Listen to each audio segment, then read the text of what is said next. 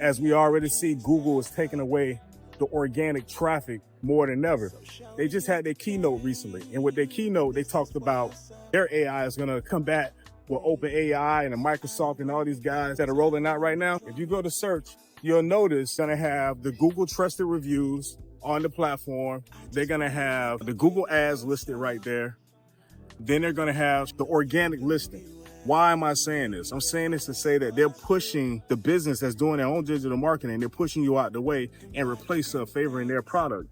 One thing Google has historically showed us is that they're going to favor their platforms. Think about it. Whenever you search something in Google, the types of videos you see are likely going to be YouTube. Any kind of product that they have in there is going to be sold on Google Shopping. They self-promote better than any company I've ever seen.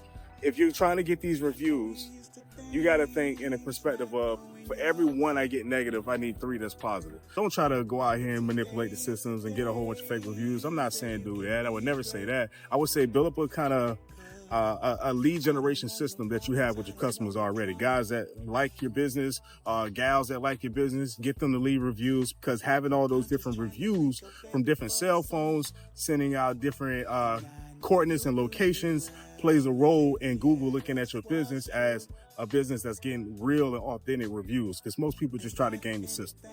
Is there any other kind of company that's accounting to Google? TikTok is starting to kick ass right now, to be honest. TikTok is a big deal.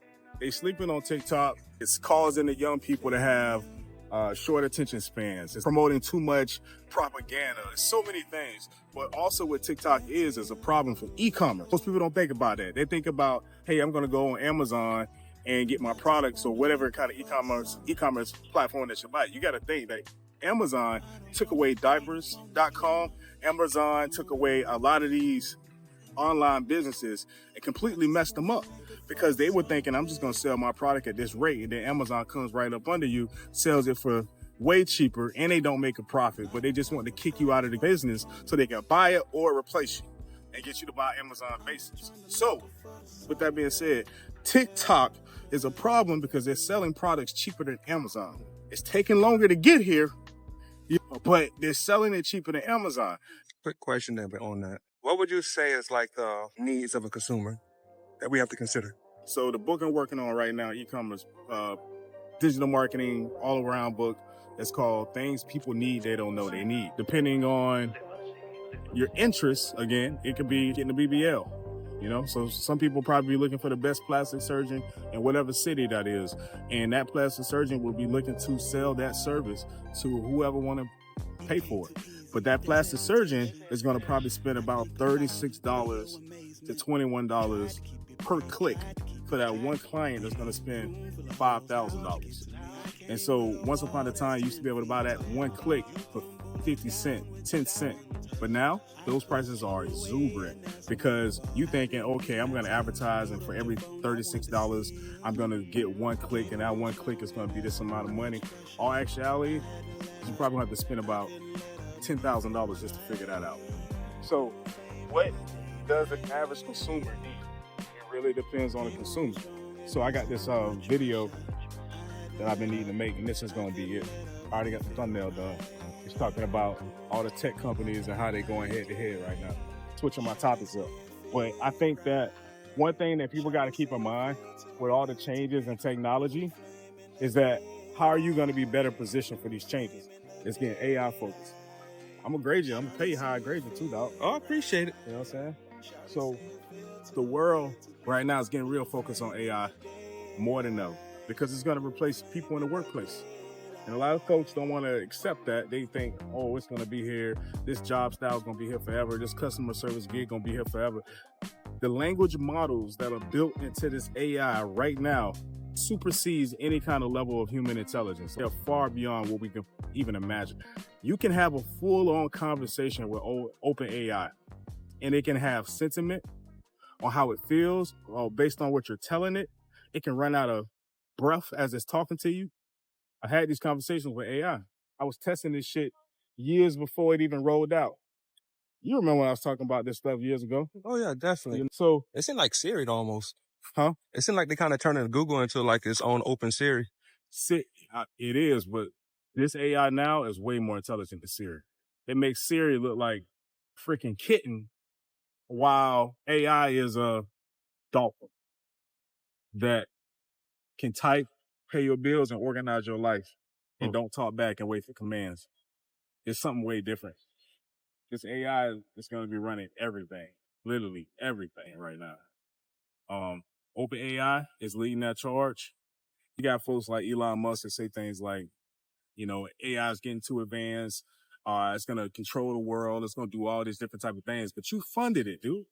Like, you funded it. You knew what this is. You knew what it was, and you know what it's going to do. So, it's crazy how people can play both sides of the situation. But yes, learning how to program AI, learning how to master AI is what the consumer needs. Forget, trying to learn other shit and do all the other things. You want to put yourself at least 10 years away from AI taking over your industry. You know what I mean? Like, But won't AI get to know us a little bit more better as we get to know it, though? For sure.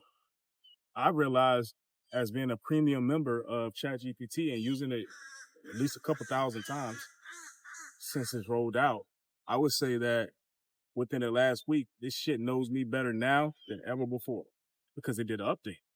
And with the update, we gave it so much information. At least I know I did. I gave it so much information using the platform. Now we can recount things that I probably prompted it a year ago. I don't even remember this shit, but I can ask it things and it can find it for me, or it can recall it or remind me.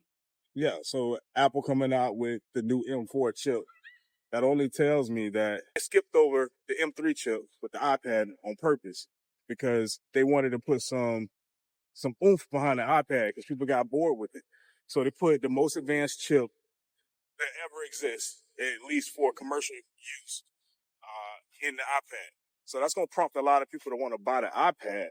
But at the same time, it's also going to have the people that bought the M3 MacBook Pros feel some type of way, considering that this iPad is 22 to 26% actual numbers faster than a MacBook Pro, which typically is like almost the high-end maxed out version, $1,000 more. Why does this matter? If you're a creator or if you're someone that works in technology, or you have to use software on your computer that requires a lot of GPU core power, these type of things affect your bottom line. You know what I mean? They affect the bottom line because, hey, you want to stay with the times, you want to stay advanced, you want to make sure you're moving with how everything is moving technology-wise. So buying one of these pieces, say if you edit video, can come in useful because trying to cut through 4K technology is pretty expensive in terms of the type of GPU power you're going to need. So, for instance, editing an hour worth of content, if you're not using proxies on the video, could make the whole process daunting and clog up processing power. Now, I ain't go to school for none of this stuff. I just been a digital marketer for the last 14 years. I have to reiterate that just in case somebody needs some consultation time. You can call me.